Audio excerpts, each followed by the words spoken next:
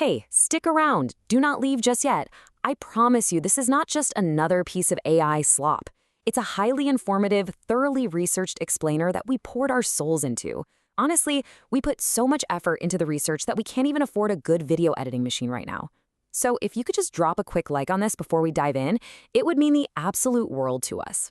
Okay, let's get into it. Today, we are breaking down a martial arts phenomenon that has literally taken the theatrical world by storm. We've combed through the critical consensus, audience reactions, and deep dive analytical papers to explore the anatomy of Kenji Tanigaki's 2026 masterpiece, The Furious. Right out of the gate, critics and hardcore action cinema enthusiasts are absolutely hyping this film up as a relentless, exhausting spectacle of physical power. I love how Keith in the movies described it. They called it a ballet of brutality. And that hits the nail on the head, honestly, because it takes the simplest of premises and turns it into an absolute masterclass of cinematic movement. Now, with fans buzzing all over Reddit and across the internet, we really have to ask the big question, right? Does this film actually live up to the massive legacy of the greatest action movies of the past decade?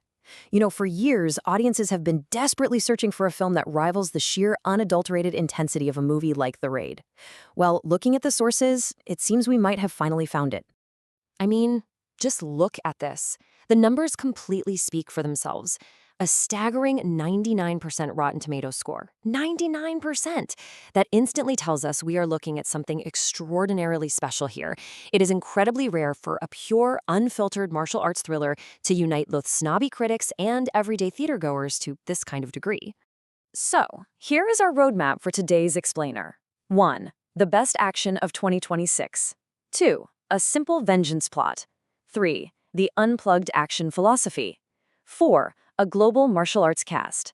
5. The five-way climax. And finally, 6. High praise and bad dubbing.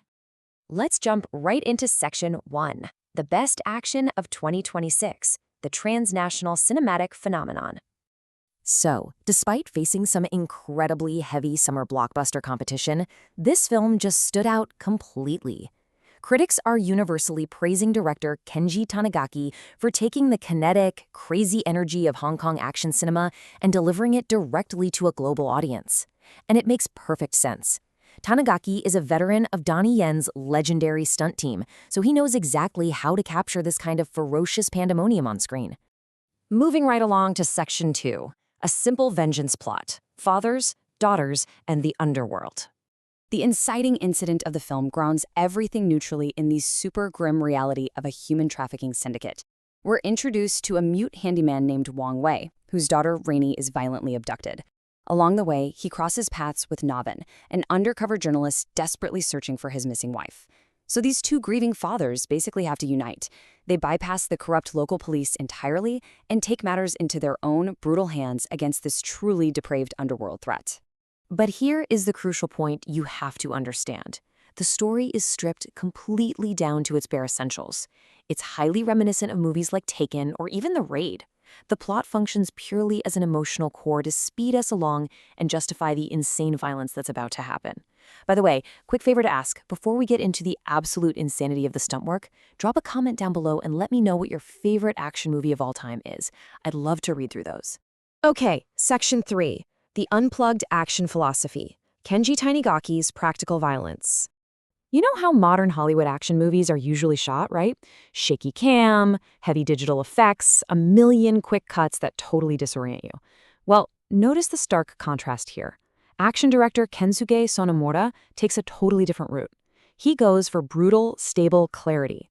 We're talking long, unbroken takes, low-slung sliding, dynamic but super steady framing, and actual practical physical contact. It is so refreshing. And because the camera work is perfectly stable, you as the viewer actually get to see the totally unhinged creativity on display. The characters use literally anything as a weapon. Heavy sledgehammers, wooden pallets, ladders. At one point they're fighting with bicycles in an MMA octagon. And yes, as the sources explicitly highlight, there's a scene where they literally pick up full-sized motorcycles and swing them at each other like broadswords. No way, right? But they do it. Which brings us perfectly to Section 4. A global martial arts cast. Wushu, judo, and salat converge. None of this incredible choreography works without the right cast, and this beautifully maps out their diverse martial arts backgrounds. You have Xie Miao bringing traditional wushu as Wang Wei, Joe Taslim using his competitive combat judo, Yayan Ruhian doing what he does best with silat. The brilliance of the choreography is that each character's fighting style feels 100% tailored to their physical history. It just adds so much texture to the fights. And audiences really took notice. One major standout was Brian Lee, who plays the enforcer character Hull. This Reddit user's quote is hilarious, but so accurate. Hull literally fights on all fours like a silverback gorilla. He models his brawling behavior on angry tantrums. It brings this bizarre, almost terrifying physical comedy straight into the middle of the ultraviolence. It's wild. All right, Section 5, the five-way climax, the 20-minute police station finale. And hey, if you're finding this explainer entertaining and helpful so far, please consider sharing it with a friend who appreciates a good martial arts breakdown. So the movie just constantly escalates its set pieces. It starts with a dungeon escape, moves to those crazy motorcycle duels, and then literally has the protagonist climbing a mountain of enemy bodies with a sledgehammer. And all of that culminates in an exhausting, uninterrupted 20-minute battle royale inside a rain-slicked police station. It's basically a massive brawl. Actually, scratch that. It's a very specific 2 versus 2 versus 1 fight of absolute masters. What makes this finale so special is how it elevates the whole genre. It resolves its emotional arcs using pure physical movement instead of dialogue. For example, in the climax, Wang Wei silently honors his fallen friend by adopting Navin's signature combat judo throw to defeat the final syndicate boss, Puck Lung. It's just phenomenal storytelling through pure choreography. Finally, Section 6, High Praise and Bad Dubbing, examining the audience reaction. Let's look at what the fans actually thought of the whole package. As you might guess, theatergoers were absolutely mind-blown. People are calling it beautiful, comparing it to a ballet of fists.